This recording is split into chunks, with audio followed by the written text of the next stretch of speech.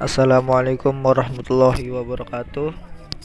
Saya Fadila Umar, NIM 0602519016, kelas PA. Ia akan mempresentasikan summary dari hasil presentasi teman-teman. Yang pertama dari Arif Reynaldi, yaitu hijrah ke Habasyah. Sebab-sebab hijrah ke Habasyah: 1. Turunnya wahyu yang mengisyaratkan untuk hijrah. 2. Kekejaman kafir Quraisy yang semakin hari semakin meningkat. 3. Habasyah terkenal dengan negeri yang subur. 4. Mempertahankan keimanan kepada Allah Subhanahu wa taala. 5. Habasyah dipimpin oleh raja yang bijaksana.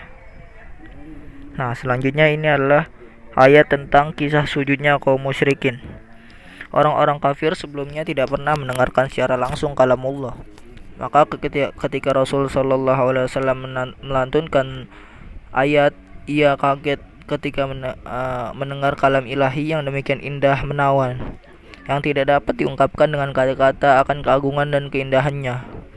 Lantunan itu sangat menawan hingga mengetuk telinga mereka, seakan-akan mereka mengesampingkan semua yang sedang dilakukan dan terkonsentrasi untuk mendengarkan, sehingga tidak ada yang terlintas di hatinya selain lantunan itu.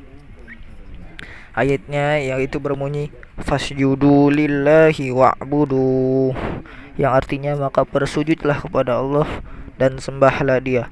Quran surat An-Najm ayat 62. Kemudian Nabi SAW bersujud dan tidak seorang pun dari mereka yang dapat menahan dirinya masing-masing untuk bersujud bersama beliau SAW. Selanjutnya materi kedua dari Syifa Aulia, Islamnya Hamzah bin Abdul Muthalib dan Umar bin Khattab.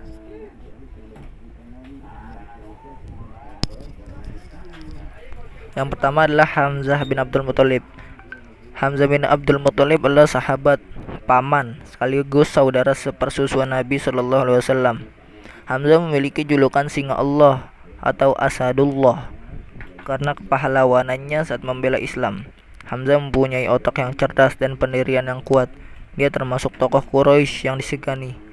Dia memeluk Islam pada tahun ke-6 kenabian, yaitu tahun 7 sebelum hijrah. Dia ikut hijrah bersama Nabi Shallallahu Alaihi Wasallam dan ikut dalam perang Badar.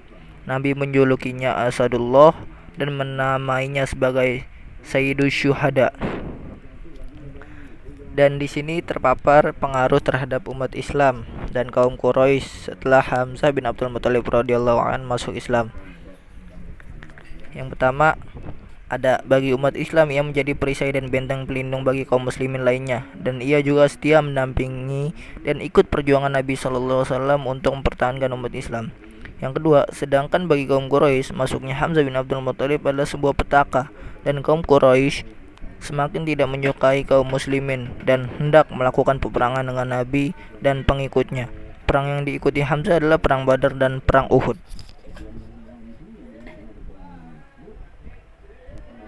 Selanjutnya adalah Umar bin Khattab. Umar bin Khattab adalah khalifah kedua yang berkuasa pada tahun 634 sampai 644. Dia juga digolongkan sebagai salah satu khulafaur rasyidin. Umar merupakan salah satu sahabat utama Nabi Muhammad dan juga merupakan ayah dari Hafsah, istri Nabi Shallallahu Alaihi Wasallam. Dalam sudut pandang Sunni, Umar termasuk salah satu pemimpin yang hebat dan suri teladan dalam masalah keislaman. Beberapa hadis menyebutkan dirinya sebagai sahabat Nabi paling utama setelah Abu Bakar.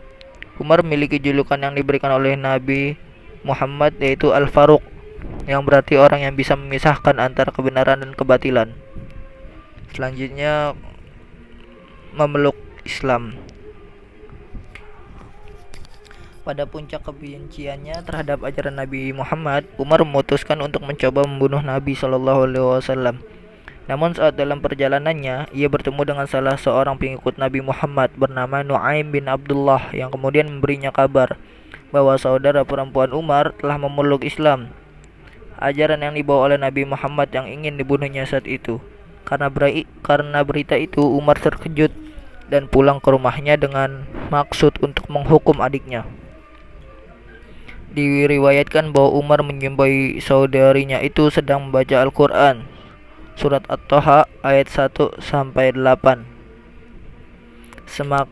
Ia semakin marah akan hal tersebut dan memukul saudarinya. Ketika melihat saudarinya berdarah oleh pukulannya, ia menjadi iba dan kemudian meminta agar bacaan tersebut dapat ia lihat. Diriwayatkan Umar menjadi terguncang oleh apa yang ia baca tersebut. Beberapa waktu setelah kejadian itu, Umar menyatakan memeluk Islam. 3 hari setelah Hamzah bin Abdul Muthalib masuk Islam, tentu hampir seisi Mekah terkejut karena seorang yang terkenal paling keras menentang dan paling kejam dalam menyiksa para pengikut Nabi Shallallahu Alaihi Wasallam kemudian memeluk ajaran yang sangat dibencinya tersebut.